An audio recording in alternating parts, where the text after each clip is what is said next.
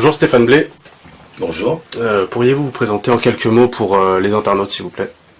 Oui, je suis pianiste, concertiste, compositeur, professeur honoraire à l'école normale de musique de Paris, et puis j'ai écrit quelques ouvrages sur la musique et aussi sur la franc-maçonnerie, dont j'ai été membre, on dira 10 ans, un petit peu plus de 10 ans, et dont je suis parti il y a 2 ans, un peu plus de 2 ans.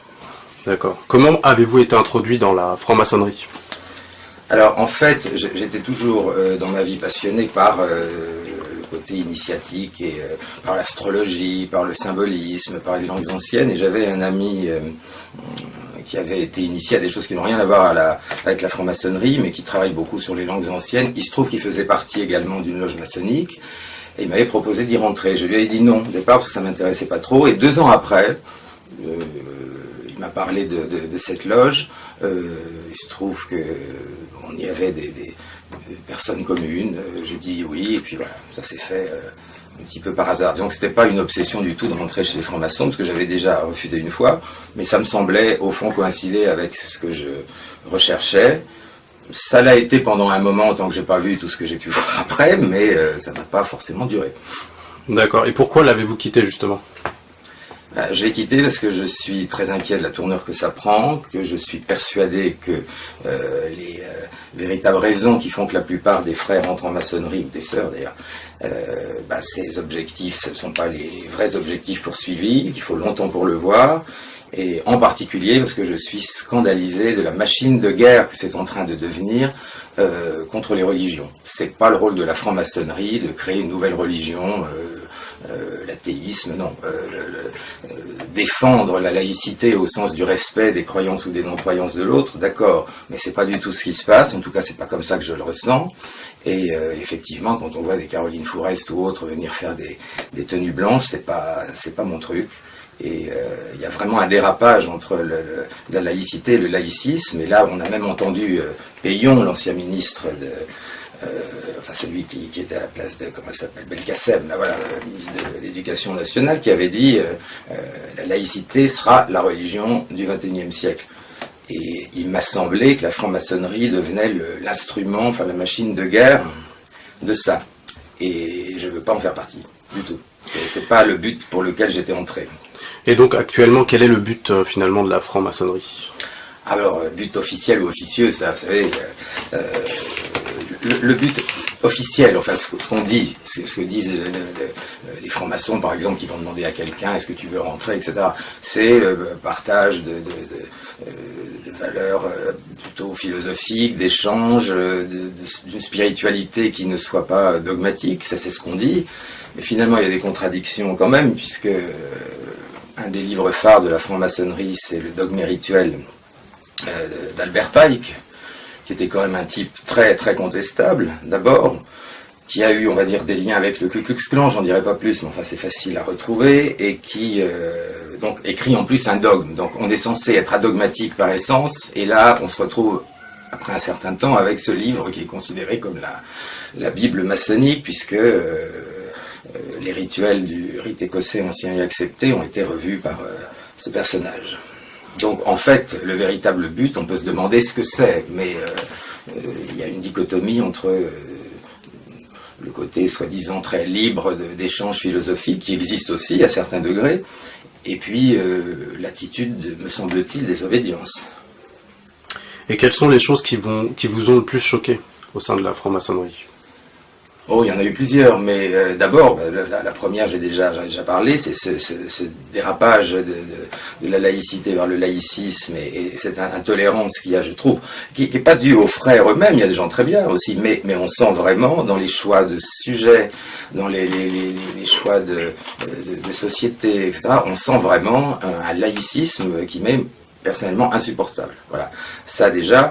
Et puis ensuite, avoir vu des Caroline Fourest ou des Klarsfeld venir faire leur tenue blanche, je ne suis pas rentré pour ça. Et puis l'hypocrisie qui consiste à dire qu'on n'a pas le droit de parler en loge de politique et de religion, mais finalement on voit que à chaque fois que la franc-maçonnerie intervient en tant que lobby, il faut bien le dire, ou que groupement pour peser sur quelque chose, c'est toujours politique et c'est toujours religieux aussi quelque part. manière détournée. Bon, la position de la franc-maçonnerie sur l'avortement, par exemple, bon, on sait très bien que la franc-maçonnerie a poussé à la loi Veil.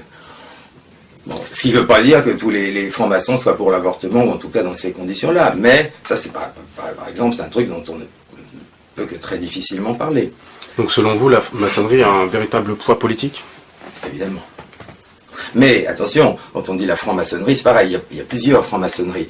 La chose qu'il ne faut pas confondre, c'est qu'aujourd'hui, les gens ont tellement assez de ce genre de société, et je comprends très bien, il ne faut pas tout mettre dans le même panier. Il y a des loges initiatiques qui travaillent uniquement sur l'astrologie, sur les langues anciennes, qui font pas du tout de lobbying, etc. Il y a des gens qui s'intéressent à René Guénon, à Evola, bon, qui font des choses très bien, mais ce que j'appellerais la maçonnerie de quartier, enfin la maçonnerie dont on parle, la maçonnerie du Grand Orient, la Grande Loge de France, du droit humain, bon, il se trouve que la plupart des frères et des sœurs peuvent avoir des avis très différents de la position qui sera choisie, on ne sait pas très bien par qui, enfin, mais en tout cas, lorsque la franc-maçonnerie intervient, c'est toujours à un niveau qui dépasse la plupart des frères ou des sœurs qui sont à l'intérieur, donc il y a très peu de discussions là-dessus.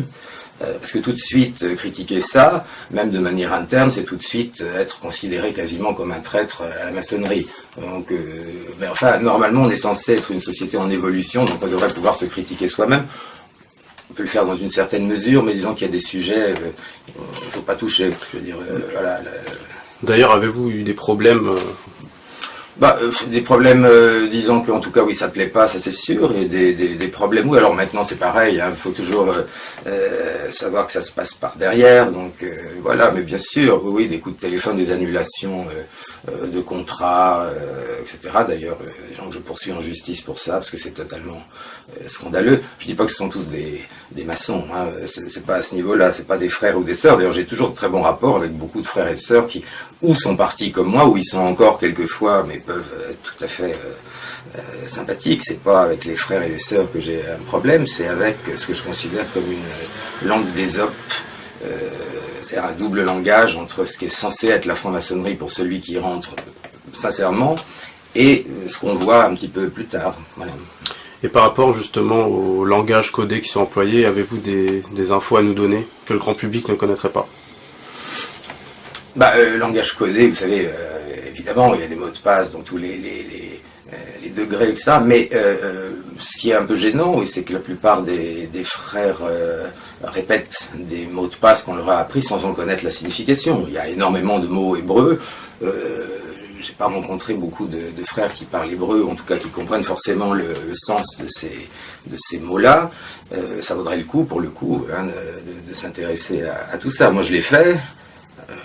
Chacun fait ce qu'il veut. Mais moi, je suis quelqu'un qui ne répétera pas un mantra ou un mot ou une phrase sans avoir pris connaissance de la nature, de ce que ça pouvait signifier. Et puis, il faut savoir qu'il y a aussi souvent pour un mot plusieurs significations. Presque toujours. Et quand on les connaît toutes, on n'est pas forcément d'accord. Voilà. Par exemple Par exemple, les significations d'innerie, même. Bon. Il y en a 9. Bon, là, je ne peux pas vous les donner toutes maintenant, ce serait trop complexe, mais à un certain degré, on en révèle quelques-unes, mais pas toutes. Moi, j'ai cherché les autres. J'ai vu qu'il y avait la face visible, la face invisible. Presque tout est fait de cette manière. La plupart des mots de passe ont plusieurs significations selon les degrés. Et à partir de quel degré ça devient, comme vous le disiez, un peu obscur? C'est pas que ça devienne plus obscur, je dirais plutôt que ça devient plus clair. On peut dire que c'est un peu obscur avant, dans le sens où, bon, il n'y a rien de particulièrement choquant, on ne sait pas forcément très bien où on va, mais en tout cas, il y a d'abord très souvent des rapports très sympathiques avec les frères et les sœurs, et puis voilà. Enfin là, avec les frères, parce que j'étais dans une loge masculine. Mais je veux dire que ça devient plus clair dans certains degrés, quand on voit, par exemple, encore une fois, qui est invité, c'est quand même pas un hasard, qui est invité pour faire des tenues blanches. Les gens qui viennent faire des conférences pour les maçons, j'ai pas vu Tarek Ramadan, ou je sais pas qui, par contre, j'ai vu Fourest, Lévy, Klarsfeld, bon, voilà. Alors, ils ont le droit. Mais après, c'est peut-être la question aussi de savoir ce que les frères sont venus faire là. Donc, si ça leur convient, c'est leur droit. Et par rapport au fonctionnement d'une loge, comment ça se passe Il y a les obédiences, les loges, etc. Il y a divers rituels. Celui qui est le plus pratiqué, c'est le REA, le rite écossais ancien et accepté, qui a 33 degrés, mais seulement 3 grades, hein, c'est-à-dire apprenti, compagnon, maître. Voilà. Et après, vous pouvez aller dans d'autres grades, et c'est là souvent, effectivement, vous voyez d'autres choses. Bon, mais il y a aussi le rite écossais rectifié, le rite français, le rite émulation. Il y a différents rites, mais le plus appliqué au monde, c'est le rite écossais ancien et accepté. Il faut savoir que le 18e degré s'appelle Rose-Croix, n'a rien à voir avec les Rose-Croix. Il a été créé par les jésuites. Le 30e degré qui s'appelle Kadosh, il faut lire Pike pour le coup pour se rendre compte que le triple K, Kadosh, Kadosh, Kadosh, ça veut aussi dire autre chose. Bon, c'est censé être un rituel de vengeance de la mort de Jacques de Molay, c'est censé être un rituel templier. Personnellement, c'est pas le sentiment que j'en ai. Alors c'est dû aussi au fait qu'on peut l'interpréter comme on veut. Enfin, quand même des choses qui peuvent étonner. Et puis effectivement, presque tout est en hébreu à ce moment-là. Alors moi, je me suis intéressé pour savoir de quoi on parle. Hein. Mais il faut savoir que beaucoup de gens vont simplement répéter des phrases toutes faites sans en connaître la signification ou la symbolique. Peut-on dire que la franc-maçonnerie est un lobby sioniste déguisé? Pour moi, oui. Mais ça n'engage que moi. Je ne l'affirme pas, je dis que c'est le sentiment que j'en ai, et c'est la raison pour laquelle je l'ai quitté. Ça va avoir des problèmes. Vous me posez une question tellement directe que je suis incapable d'être malhonnête, je réponds. Je dis bien, c'est pour ça que je dis bien, c'est le sentiment que j'ai eu, je ne l'affirme pas. J'ai pas envie de me retrouver au tribunal pour rien, j'ai pas de temps à perdre. Et qu'est-ce qui vous a le plus plu au sein de la maçonnerie? Ce qui m'a le plus plu, c'est quand même, pour les gens qui sont passionnés par le symbolisme, il reste quand même encore des symboles extrêmement intéressants, de la Grèce antique, de l'ancienne Égypte, des mouvements planétaires. Il y a des choses qui sont très belles, et puis il y a des gens intéressants, et on peut avoir de très bons rapports avec des frères avec qui on partage plein de choses, des lectures, etc. Donc un côté quand même très intéressant au niveau philosophique avec certaines personnes. Et ça, c'est effectivement, je pense, ce qui fait que beaucoup restent un peu avant parfois de s'apercevoir qu'il peut y avoir des choses un peu différentes. Mais il y a des gens très bien, et il y a beaucoup de gens d'ailleurs qui se rendent pas forcément toujours compte de ce qui peut se passer. Voilà, mais il y a des gens surtout qui restent là parce que c'est devenu une habitude. On rencontre des gens régulièrement qu'on aime bien, souvent, avec qui on discute.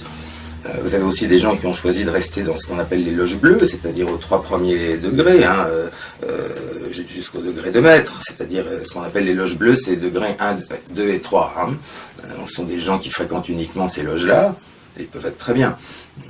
Voilà, donc il y a plusieurs choix dans la franc-maçonnerie. Et par rapport au sujet abordé au sein de votre loge, par exemple, au fil des 10 années, vous avez abordé quels sujets principaux? Vous savez, c'est pas la question de ma loge, je ne vais pas parler de ma loge en particulier, c'est des sujets en général qui sont choisis par les obédiences, enfin beaucoup de sujets sur la transmission, sur... alors, évidemment, et ça, c'est un petit peu ça qui a commencé à me fatiguer, sur la laïcité, mais enfin bon, une fois ça va, 2 fois ça va, et je vous dis, c'est là surtout où j'ai vu ce que je considère, moi, comme un dérapage entre encore une fois le respect de la croyance ou non-croyance de l'autre et quelque chose qui s'oriente vraiment quand même comme une méfiance systématique envers les religions, ou même parfois dans certains discours, pas forcément des discours de frères, mais des discours de gens justement dont je parlais tout à l'heure qui viennent faire des tenues blanches, on se rend compte qu'il y a une vraie machine de guerre en route, donc cette fameuse religion du XXIe siècle, qui nie absolument, qui est négationniste, on peut dire. C'est un terme qu'on peut utiliser aussi, ça changera. Attention. Voilà, ouais, mais qui nie que la religion puisse apporter quelque chose d'autre que de négatif à l'homme. Voilà. Mais qui paradoxalement a pour idée d'en créer une autre. Voilà. Pour remplacer justement. Voilà. Et sur le plan professionnel, qu'est-ce que ça vous a apporté? Des emmerdements. Non, des emmerdements dans le sens où je dis, comme vous voyez, toujours ce que je pense. Donc passe pour un emmerdeur, si vous voulez. Voilà, sinon, oui, j'aurais pu... Mais alors, si vous voulez me dire, est-ce que pendant les années où vous étiez franc-maçon, ça vous a servi à quelque chose pour votre carrière? Non, absolument pas. Ça, c'est un fantasme. Ou alors... que des frères puissent se renvoyer l'ascenseur, ça existe sans doute dans le monde des finances, des banques, des avocats et des juges. Faudrait leur demander. Des policiers peut-être.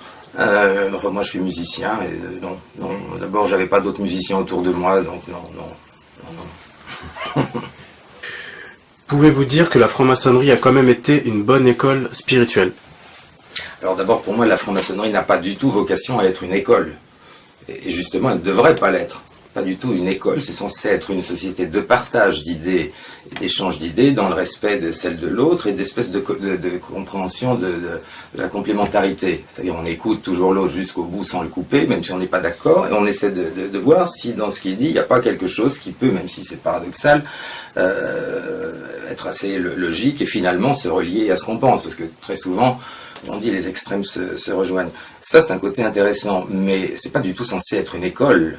La franc-maçonnerie, c'est pas très élégant, mais enfin c'est un peu comme un ver de terre. Hein. Vous le nourrissez avec ce que vous voulez, il change de forme, de couleur, selon ce que vous lui donnez à manger. Donc la franc-maçonnerie, c'est une structure avec des rituels symboliques qui est censée non pas apprendre quelque chose, mais développer la spiritualité.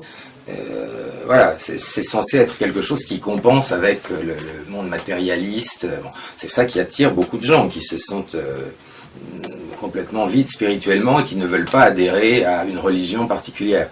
C'est peut-être là qu'est le piège aussi, c'est qu'au fond, pour quelque chose qui est censé être adogmatique, c'est tout aussi dogmatique que la religion. Donc il y a voilà, puis il y a surtout, comme je le disais tout à l'heure, il y a une contradiction entre dire qu'on est adogmatique et avoir un dogme. Dogme rituel, donc voilà. Mais non, c'est pas censé être une école en tout cas. Ça ne devrait pas être une école. La franc-maçonnerie n'a pas pour vocation de changer les gens. Alors maintenant, est-ce qu'elle les change? Oui, quand même, sans doute. C'est ça le problème. Mais enfin pour moi, mais c'est pas une école. Il n'y a rien à apprendre. D'accord. Bah sur ce, je vous remercie et puis. Je vous en prie. Bonne continuation à vous. Merci à vous.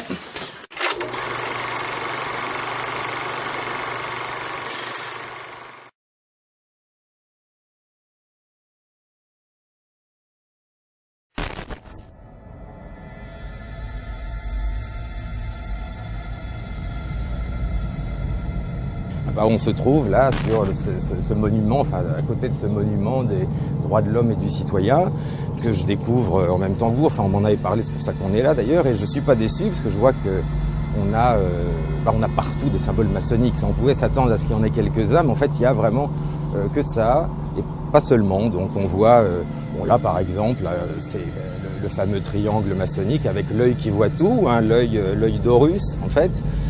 Ah, c'est juste un exemple, il y en a des centaines ici.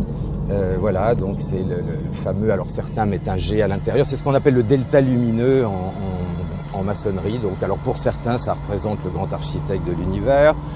Mais enfin bref, c'est l'œil qui voit tout, c'est l'œil qui te surveille. Bon voilà, donc on a des symboles maçonniques partout, on a tous les symboles maçonniques, l'équerre, le compas, le levier, le fil à plomb, là par exemple, voilà.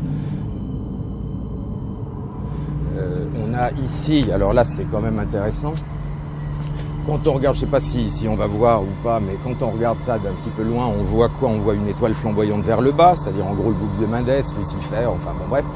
Et quand on regarde de plus près, on voit qu'on a un compas et une équerre, mais qui sont tournés de telle manière à ressembler justement au pentagramme inversé. Bon, en fait, pour expliquer clairement, l'équerre dont je disais tout à l'heure qui symbolise la terre, pour les apprentis, le compas qui symbolise l'esprit est placé de cette manière et l'équerre est placé au-dessus. Ça veut dire qu'ils ont encore des progrès à faire. Quand ils deviennent compagnons, une des branches du compas passe par-dessus l'équerre, ce qui veut dire qu'ils sont en progrès dans la spiritualité. Et une fois devenus maîtres, les deux branches du compas passent par-dessus l'équerre et donc ça y est, le maître domine la matière, etc., etc. Sauf que après, dans le plus haut degré, les choses s'inversent et on voit l'équerre qui passe au-dessus, le compas en dessous, et on voit ça sur certains tabliers des hauts grades. Et voilà. Et là, on trouve effectivement avec ce symbole-là l'équerre et le compas qui sont placés dans dans une position qu'on voit jamais ailleurs, complètement de travers, et qui donne un pentagramme inversé, ce que certains appellent pentagramme luciférien, mais c'est pas ça, mais c'est plutôt, pour le coup, simplement l'esprit au service de la matière et non plus l'esprit qui domine la matière. Voilà. Bon, mais il y a plein d'autres choses, il y a énormément de choses en hébreu. Alors, il y a plein de choses, évidemment, on ne peut pas les lire parce que c'est très petit, mais j'ai réussi à trouver par là des... Bon, alors on retrouve pareil, on retrouve le delta, on retrouve l'œil qui voit tout, on retrouve tous les symboles maçonniques à l'origine. Alors ici, on a, c'est tout ce que j'arrive à voir pour le moment, mais Shemot, hein, ça fait partie des midrash juifs, hein, c'est alors après, c'est le premier jour du nouveau calendrier, etc., etc. Donc voilà, beaucoup d'hébreu, beaucoup de symboles, tous les symboles maçonniques qui passent. Et puis alors quand même, pour moi, le plus ahurissant, c'est en même temps ce qui se voit le plus et ce qui se voit le moins, c'est ça. C'est-à-dire que là, on a... Alors à première vue, on voit évidemment les 3 points maçonniques, ça tout le monde connaît à peu près maintenant. C'est comme ça que tous les maçons signent, hein, le triangle avec les trois points. Sauf que c'est un peu plus compliqué parce qu'on voit bien que ici, on a un quatrième point. Et en fait, si on relie ces 2 points, on a le fameux symbole hermétique, tout ce qui est en bas est comme ce qui est en haut, et tout ce qui est en haut est comme ce qui est en bas. Donc un triangle inversé, c'est ça? Voilà, le triangle inversé qui forme, voilà, c'est-à-dire là on a ce triangle-là, plus ça. Alors, s'il n'y avait pas ça, on pourrait se dire, bon ok, c'est simplement un symbole maçonnique. Alors pourquoi ça et pourquoi est-il fermé? Et on se rend compte que si on termine, on a le symbole hermétique qui est aussi autre chose, mais ça je crois que tout le monde aura compris. Voilà, et simplement ce qui reste, c'est-à-dire ce signe-là, c'est une lettre hébraïque qui est la 6e lettre de l'alphabet, la lettre Vav. La lettre Vav qui a pour valeur numérale 6. Et en hébreu, dans les jeux de mots kabbalistiques, vous avez des mots qui, si on leur enlève cette lettre, qui a valeur de 6, donnent des mots complètement différents. Ça sont les jeux kabbalistiques de la Témoura, de la Guématrie, de Noctaricon, enfin surtout de la Témoura. Voilà. Donc on peut se demander quand même ce que c'est que ça, parce que voilà, hein, je crois que si les gens y prêtent attention, ils vont eux-mêmes réfléchir à ça. Ces 2 triangles ensemble forment une étoile de David. Voilà, c'est très clair. C'est-à-dire que là, pourquoi dans un monument où tout est extrêmement clair sur le plan symbolique, là, je veux dire, on ne peut pas faire plus clair, il y en a partout, il faudrait y passer des semaines. Pourquoi avoir ce triangle et ça? Qu'est-ce qui fait là celui-là? Bon, bien évidemment, on voit même les traces d'ailleurs. Bon, voilà. Et il manque la lettre Vav, valeur numérale de 6, pour former l'étoile de David ou le symbole hermétique d'Hermès Trismégiste, hein, tout ce qui est en haut et comme ce qui est en bas. Donc effectivement, c'est quand même assez surprenant. Alors on pourrait faire le tour, mais je veux dire, il y en a partout. Il y a même des choses évidemment qu'on ne peut pas voir plus haut. Mais on retrouve absolument partout le delta, l'équerre et le compas et tous les instruments maçonniques, hein, de tous les côtés. Alors j'ai pas encore tout vu. Et Stéphane Blais, pourquoi y a-t-il des inscriptions en hébreu sur ce monument dédié aux droits de l'homme?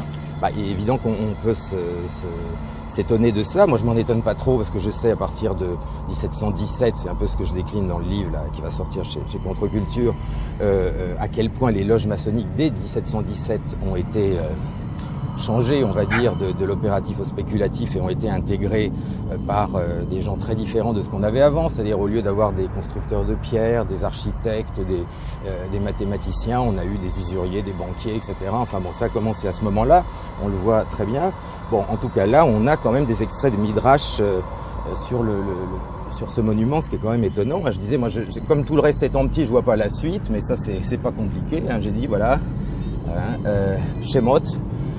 Hein, et en hébreu. Donc, alors je vais aller regarder ce soir justement dans ces livres quand même. Je regarde pas tous les jours, mais voilà, parce que le reste on n'arrive pas à le lire. Mais c'est censé décliner normalement, si je me souviens bien, et je crois que je me souviens bien, le premier jour d'un nouveau calendrier. C'est-à-dire, ça sera le début d'une nouvelle ère. Voilà. Mais c'est pour les Hébreux normalement. Mais enfin là, on le retrouve ici. D'ailleurs, derrière, de l'autre côté, j'ai vu tout à l'heure, il y a d'autres choses hébraïques. Il y a même une représentation de ce qui semble être le temple de Salomon, hein, très clairement. Je vois même un Adam Kadmon, je vois aussi une représentation du Sohar, de l'homme barbu, du Shem Forach. Enfin, c'est un peu compliqué, mais c'est vraiment typiquement de la mystique juive, hein, kabbalistique. Voilà, donc c'est assez surprenant. Tiens, je te parlais de la lettre vave tout à l'heure qui manquait au second triangle. Là, alors, qu'est-ce qu'ils ont voulu dire? Je sais pas, mais tu as la lettre vave à droite et à gauche, tu l'as à l'envers, la 6e lettre de l'alphabet hébreu. Je dis ça, c'est intéressant parce que c'est difficile à trouver. Tu feras un gros plan après. Voilà, encore le triangle maçonnique avec l'œil d'Horus à l'intérieur. Et là, avant la devise liberté, égalité, fraternité, il y avait une autre devise, on connaît ça dans la franc-maçonnerie, mais on le voit jamais, qui était liberté, raison, égalité. Et là, on le trouve ici tel quel. Hein, il n'y avait pas de fraternité encore, c'était plus discret. Et là, on le trouve avec, encore une fois, l'œil d'Horus à l'intérieur. Hein, donc le fameux œil qui voit tout dans le triangle maçonnique avec la devise, enfin, pas la devise définitive, voilà, liberté, raison, égalité, ou liberté, égalité, raison. Voilà. Et cet œil qui voit tout, il regarde quoi exactement? Ah ça, chacun le prendra comme il veut. Pour certains, on te dit que c'est l'œil du grand architecte de l'univers, si tu veux. Mais enfin, en même temps, dans les sociétés initiatiques, c'est l'œil qui voit tout, c'est-à-dire symboliquement, c'est l'égrégore maçonnique qui est partout et qui voit tout. C'est très clairement ça. Voilà. Donc c'est l'œil de l'égrégore maçonnique qui te regarde, qui te lâche pas. Voilà, on a les droits de l'homme, on a la Constitution en dessous, on a l'œil maçonnique au-dessus, l'instrument maçonnique du fil à plomb qui représente l'équilibre. Hein. Voilà, alors certains diront la justice, mais enfin ça c'est bien le fil à plomb. Et puis on a, on a les droits de l'homme. Mais la présence de l'œil qui voit tout est quand même symptomatique, je pense, entre autres. Là, tu as à nouveau la déclaration des droits de l'homme et du citoyen, et en dessous, regarde, tu as, si tu peux faire un gros plan, tu verras, tu as tous les outils maçonniques qui sont là, hein, le compas, l'équerre et tout le reste. Tous les instruments maçonniques sont posés au pied de la colonne. Ah voilà, alors là, voilà, pareil, tu retrouves absolument partout. Hein, ça, c'est omniprésent. Voilà, le fameux delta lumineux des francs-maçons qui est rigoureusement partout. À chaque fois que tu vois la Constitution des droits de l'homme, tu la retrouves. Pour les gens qui s'intéressent vraiment, qui veulent connaître les symboles maçonniques, au lieu d'aller perdre leur temps dans la journée du patrimoine au Grand Orient de France ou à la Grande Loge de France, ils peuvent venir ici, ils les ont tous. Hein. Donc là, ils sont tranquilles, il suffit de les trouver, parce que c'est quand même pas difficile. À 2 pas de la Tour Eiffel. À 2 pas de la Tour Eiffel, l'équerre, le compas, le delta lumineux, le fil à plomb, enfin tous les outils, ce qu'on appelle les outils symboliques maçonniques, sont là. Et alors vraiment, c'est difficile de pas les trouver. Hein. Voilà, une fois qu'on le sait.